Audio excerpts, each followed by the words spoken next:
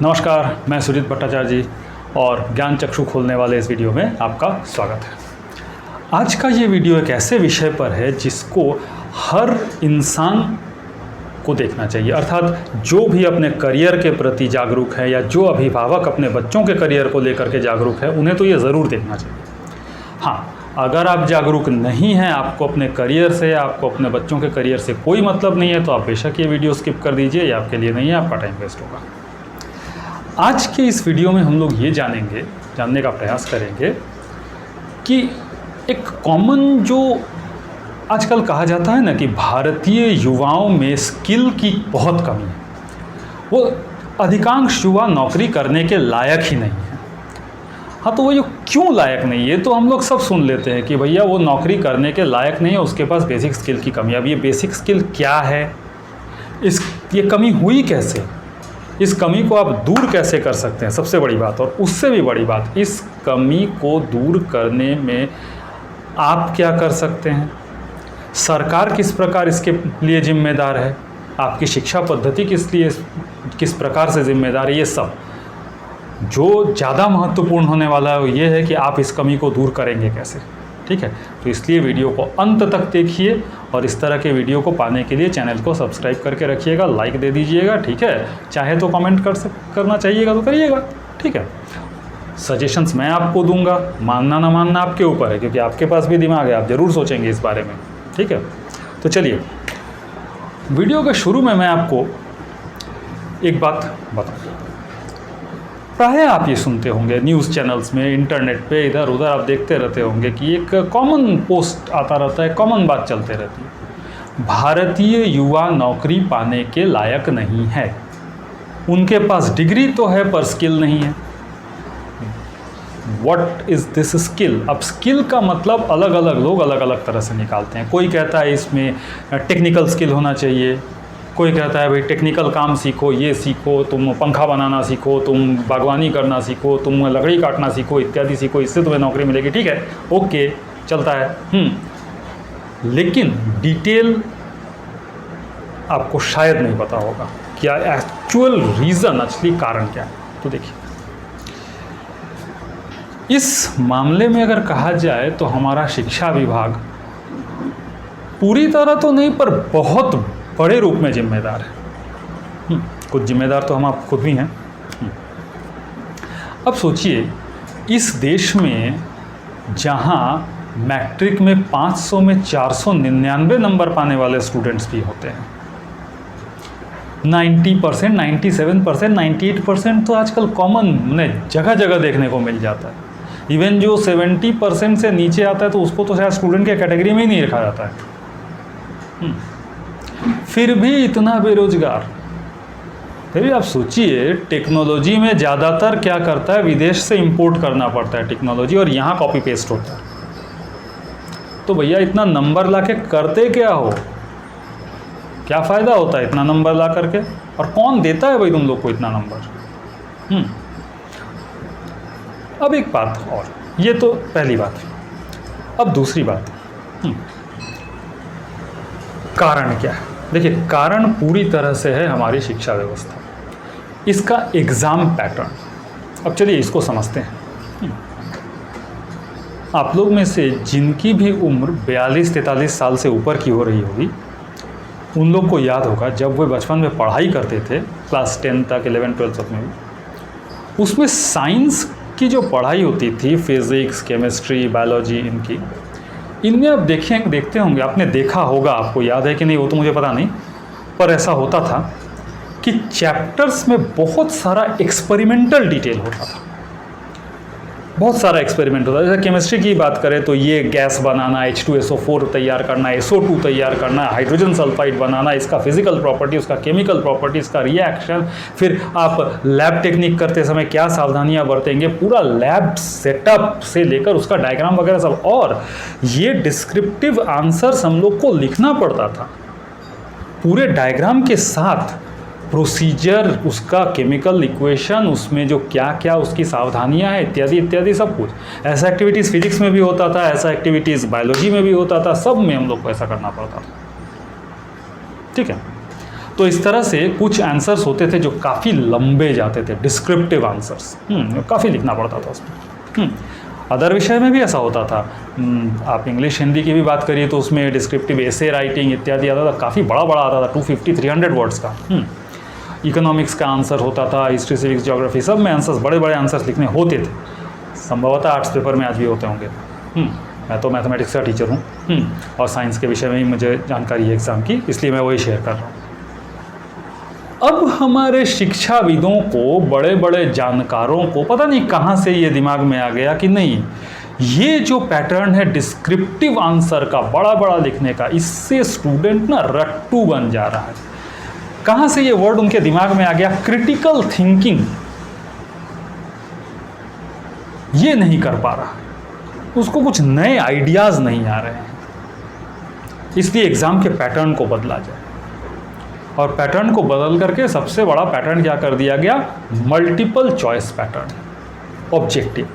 उसमें भी तरह तरह के क्वेश्चंस हैं। आप तो देखते होंगे, आप लोगों में जो स्टूडेंट है जो इस तरह का एग्ज़ाम झेले होंगे, आप जानते ही हैं।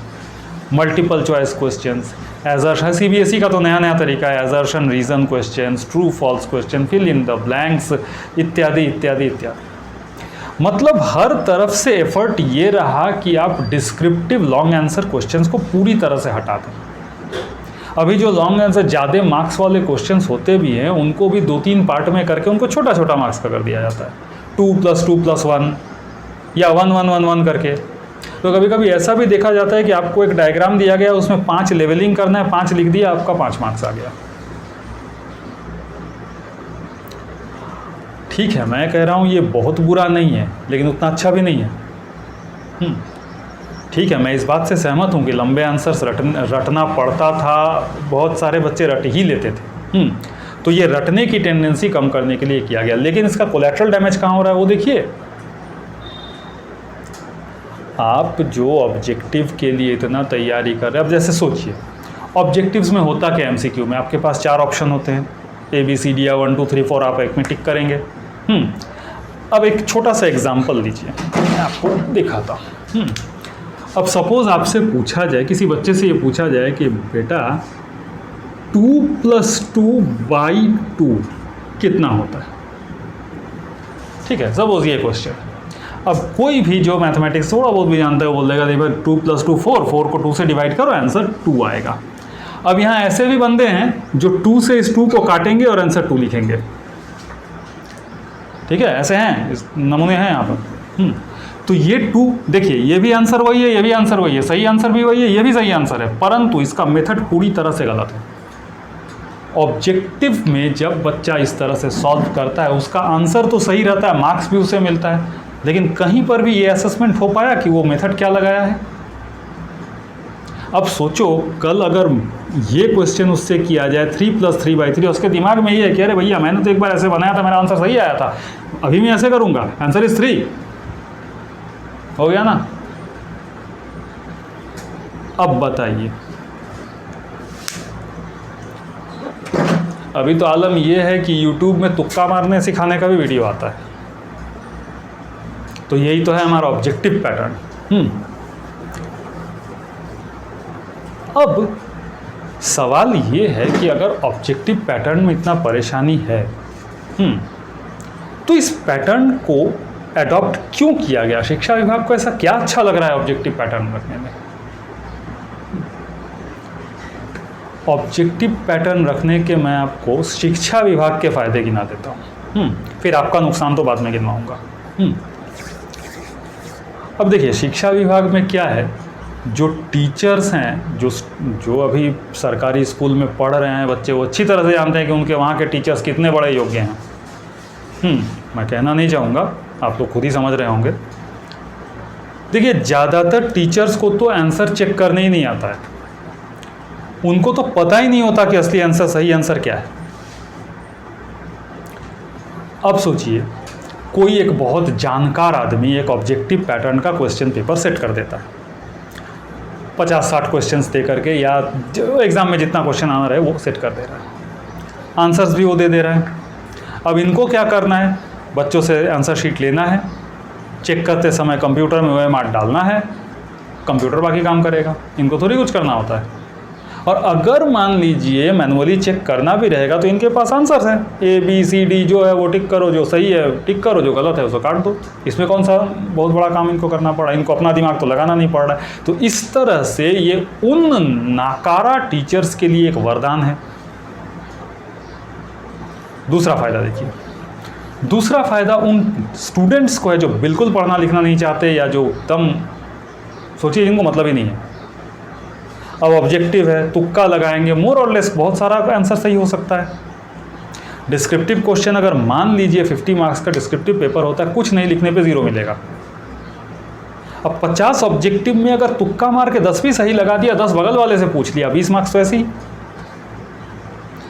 एग्ज़ाम हॉल में एक बंदा अगर सारे आंसर सही जानता है, एक या 2 बंदे, तो वो पूरे एग्ज़ाम हॉल को लिखा सकते हैं।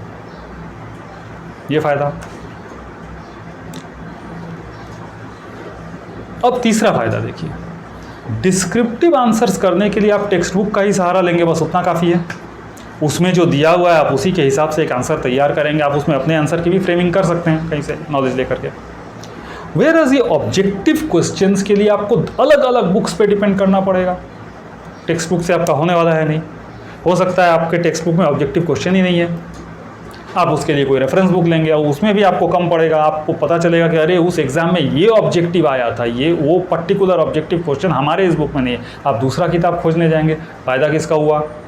पब्लिशर्स का। तो देख रहे हो, हर तरफ से फ़ायदा किसी और का है। किसके फ़ायदे के लिए किया गया था? स्टूडेंट्स के लिए, लेकिन एक्चुअली उसका कोई फ़ायदा नहीं हुआ। उसका क्या हो रहा है, वो सिर्फ मैक्सिमम स्टूडेंट्स इसमें तुक्का मारने पे विश्वास कर जा रहे हैं, वो फॉलो कर रहे हैं। हाँ, जो लोग सही तरह से सॉल्व करके आंसर दे रहे हैं वो अलग है, वैसे स्टूडेंट्स भी हैं जो अच्छी तरह से उसको समझते हैं, सॉल्व करते हैं, तब उसका आंसर देते हैं और उनका सही होता भी है, और कहीं गलत हो गया तो हो गया, छोड़िए। ये तो रहा। लेकिन एक जो आंसर लिखने की कला है वो तो आपकी गई। पहला, आप शॉर्ट नोट्स ज़्यादा याद करने पे ध्यान देंगे, बड़ी बड़ी बातें आप याद रख ही नहीं पाएंगे, वहाँ वो आपकी स्किल की कमी है। आपकी स्किल की कमी यहाँ है। अब सोचो, आप कहीं जॉब करने जाते हो, या मान लो आपको कोई लीगल डिपार्टमेंट में जॉब मिलता है और आपको लंबे लंबे ये तैयार करने हैं, पेपर्स तैयार करने हैं लिख करके। आप तो बचपन से तुक्का मार के आए हैं, आप तो 2-2 लाइन के आंसर लिख के नंबर पा के आए हैं। आपका तो वो बचपन से वो हैबिट है ही नहीं। आपको ये चीज़ सीखने में कितना टाइम लगेगा आप सोचिए, जब आपको डिस्क्रिप्शंस देना पड़ेगा कहीं पर। जो स्टूडेंट बचपन में डिस्क्रिप्टिव आंसर लिखना ही नहीं सीखा है, अब उसको कहीं अगर डिस्क्रिप्शन देना रहे तो उसे कितनी बड़ी परेशानी होगी, कितना दिन तक उसे सीखना पड़ेगा। और ये ही स्किल की कमी है जिसके कारण आपको जॉब नहीं मिलता। आप इंटरव्यू फेस करने जाएंगे, आपकी बात अपनी बात ही नहीं रख पाएंगे।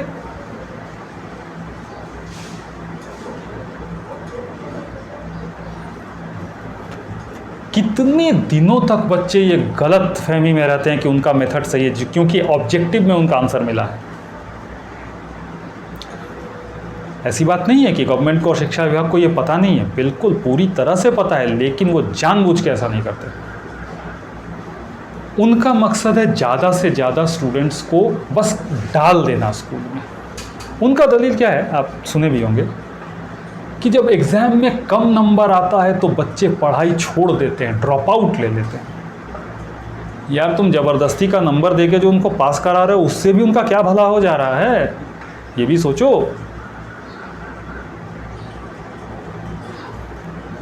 अभी 2007-8 के लगभग हमारे देश में शिक्षा व्यवस्था में कुछ रिफॉर्म्स किया गया था। हालांकि एजुकेशन पॉलिसी नहीं आई थी, कुछ एग्ज़ाम पैटर्न में, कुछ अलग सिलेबस में चेंजेस किया गया था। और उस समय जो बड़े बड़े शिक्षाविद थे, उसमें हमारे शिक्षा मंत्री भी रहे होंगे,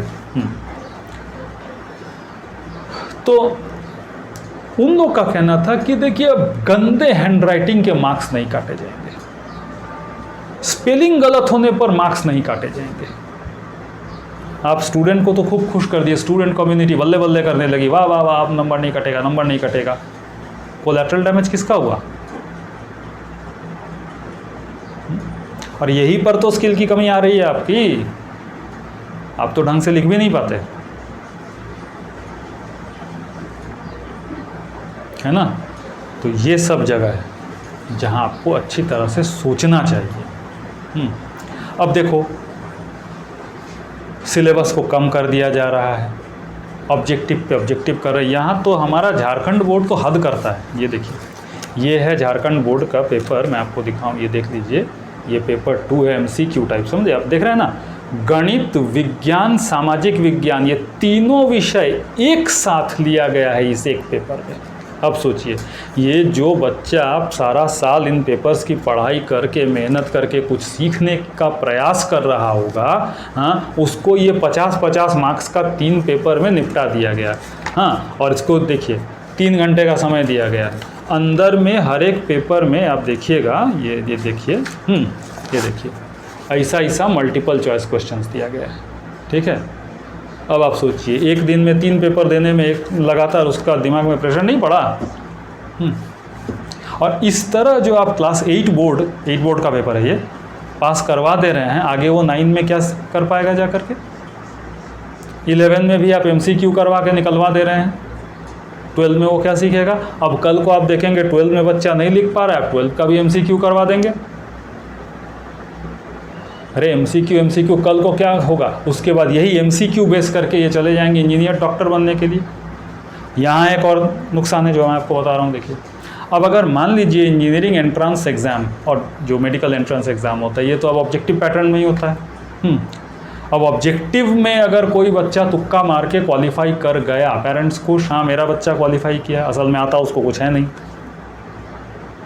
इंस्टीट्यूशन तो उसका एडमिशन ले ही लेगा क्योंकि उसने उसकी एलिजिबिलिटी क्राइटेरिया को पार किया है।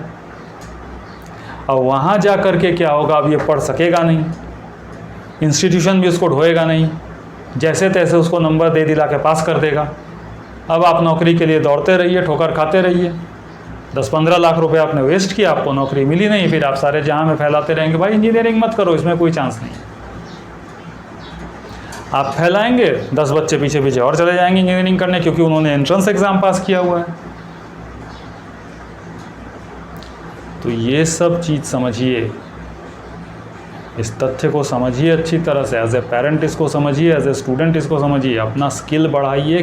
किस लेवल पे? अरे आप जो पढ़ रहे हैं उसी को अच्छे से कीजिए, समझ रहे हैं ना? स्किल का मतलब ये नहीं है कि आप 9-10 में ही जाके आप लकड़ी काटना शुरू कर दीजिए और फर्नीचर बनाना शुरू कर दीजिए और आप एकदम वेल्डिंग करना शुरू कर दीजिए, आप पोल पे चढ़ के खंभा रिपेयर करना शुरू कर दीजिए, ये सब नहीं है। आप जो पढ़ाई में जो सीख रहे हैं, आप पहले उसको तो अच्छे से सीख लीजिए, उसके बाद आप बाकी सब सीखिएगा, समझे? जब आप कुछ टेक्निकल काम करने जाते हैं, कहीं पर आप अप्रेंटिसशिप भी करने जाते हैं, या फिर आप मान लीजिए आपका इंजीनियरिंग में हो गया या कुछ भी व्हाटएवर आपका हो गया कहीं पर, तो उस ट्रेनिंग को लेने में जो चीज़ आपको सिखाया जाएगा वो सीखने के लिए तो आपके यहाँ पे कुछ होना चाहिए, पहले वो बढ़ाइए, उसके बाद आपको समझ में आएगा कि क्या अंतर पड़ता है। ठीक है, ये सब कीजिए, समझिए। ठीक है, इस तरह से याद रखिएगा, सरकार की नीतियों को हम आप कोई बदल नहीं सकते हैं, उसको जिसमें फ़ायदा दिखेगा वो वही करेगा, बाकी स्टूडेंट कम्युनिटी बाढ़ में जाए उसको कोई मतलब नहीं है इससे। ठीक है ना? स्टूडेंट कम्युनिटी को खुद जागरूक होना पड़ेगा, खुद अपने को ठीक करना पड़ेगा। ठीक है, ओके, इस तरह अपना करियर बनाने का ईमानदारी से प्रयास कीजिए। Okay, bye bye.